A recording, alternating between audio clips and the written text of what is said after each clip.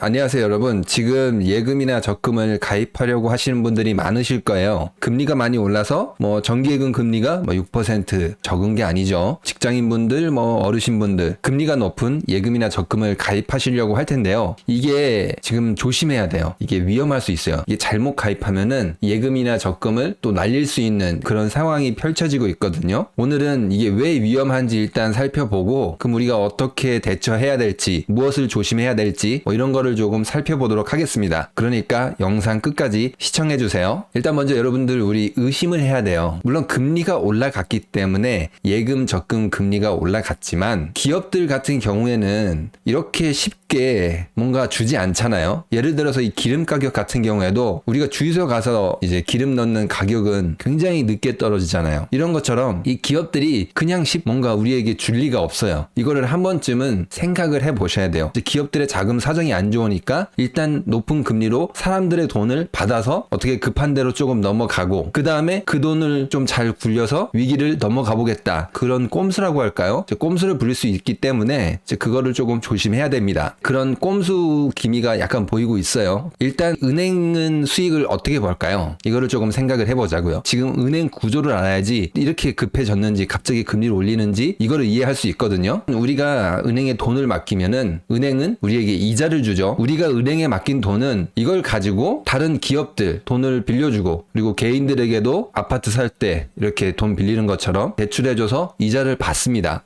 부동산 PF라고 해가지고 부동산을 건설하는데, 아파트 단지 건설하는데 투자를 하는 거죠. 안전하고 수익률이 조금 있는 곳에 투자를 해서 이걸 이자를 굴려서 자기네 조금 이익을 남겨놓고, 조금이 아니죠, 조금 많이 남겨놓고 우리에게 이자를 줘요. 이게 은행, 증권, 이금융권, 보험 이렇게 다 비슷한 구조인데, 지금 문제가 되는 게 이 PF, 부동산에 투자한 금액들이라고 할게요. 이게 지금 문제가 되고 있어요. 2021년 기준 112조입니다. 이 112조가 은행, 증권, 이금융권, 보험 다 합친 금액이라고 보시면 돼요. 작년 6월에 112조니까 지금은 이미 120조가 넘었을 거예요. 제가 뉴스라든지 관련 통계를 찾아보려고 했는데 잘 안 나와 있더라고요. 조금 숨기고 있는 것 같아요. 엄청나게 큰 금액이에요. 이게 무엇과 연결되냐? 부동산 가격과 연결이 돼 있어요. 부동산에 투자를 한 거나 다름없잖아요. 부동산 가격이 떨어지면 어떻게 되죠? 원금을 손실 볼 수 있게 됩니다. 은행이 원금을 손실을 보는 거죠. 이제 건설사가 부도가 나서 튀거나 이런 경우도 생기거든요. 이렇게 되면 이 112조가 돌려받지 못하는 거죠. 누가? 은행이 돌려받지 못하면 어떻게 돼요? 다른 데서라도 돈을 가지고 와야 되겠죠. 이제 기업이라든지 개인한테 전에 이제 빌려줬던 돈들을 갚으라고 재촉할 수 있어요. 만기를 연장 안 해준다거나 대출을 줄인다거나 이런 식으로 유동성을 확보하려고 할 겁니다. 고객들이 와서 예금을 찾아가려고 할 때 어떻게 할까요? 예금을 주지 않을 가능성이 있어요. 배째라, 나 모르겠다, 이렇게 될 가능성이 있습니다. 이거를 우리가 유동성 위기라고 하죠. 시장의 유동성이 많이 말라서 어떻게 보면 서로 이제 자금을 확보하려고 서로 이제 쟁탈전을 벌이는 건데, 이 과정에서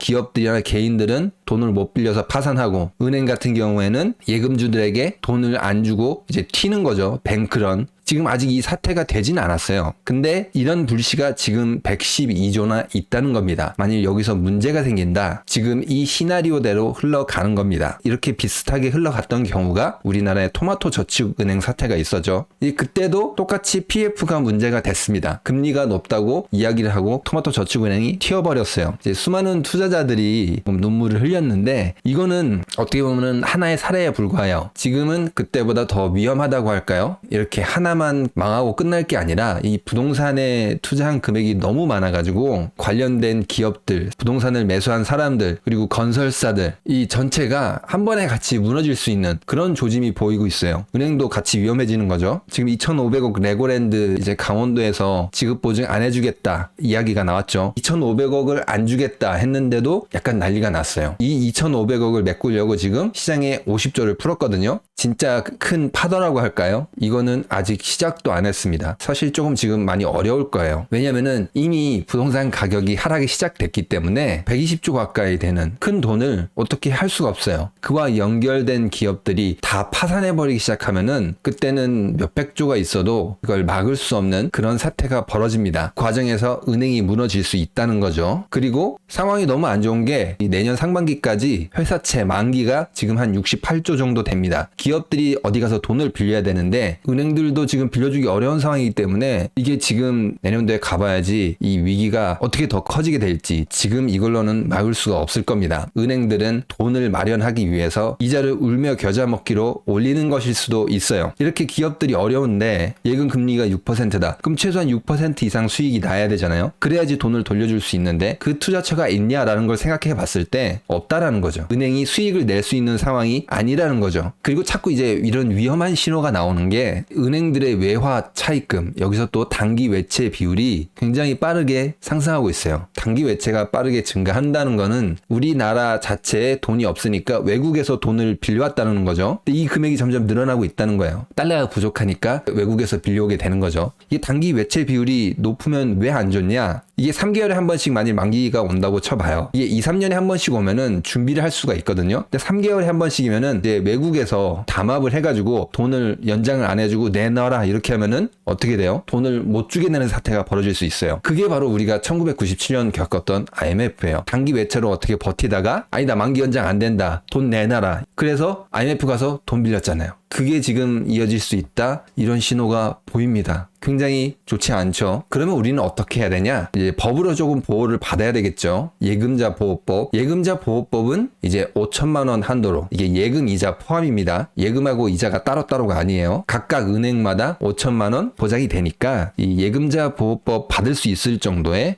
금액만 맡겨놓으시면 좋겠죠. 이제 분산하는 게 좋다라는 것입니다. 굉장히 금액이 많으신 분들은 우체국 같은 경우에는 국가가 보증해주기 때문에 예금자 보호법 이거와 상관없이 전액 다 보증이 됩니다. 그러니까 이거를 조금 잘 활용해서 요 선에서 이제 보호되는 선에서 이거를 조금 미리 알고 대비하시면 좋을 것 같습니다. 은행들이 돈을 이자를 그렇게 많이 준다고 쉽게 생각해서는 안 될 것 같아요. 은행의 예금 적금 금리를 보다가 이 채권 시장도 같이 봤는데 상당히 위험한 것 같더라고요. 이제 앞으로 경제 상황도 쉽지 않을 텐데 변화가 있을 때마다 제가 영상으로 설명드리도록 하겠습니다. 그러면 오늘 영상은 여기까지 하도록 하겠습니다. 구독과 좋아요 또 알람 설정 부탁드립니다. 감사합니다.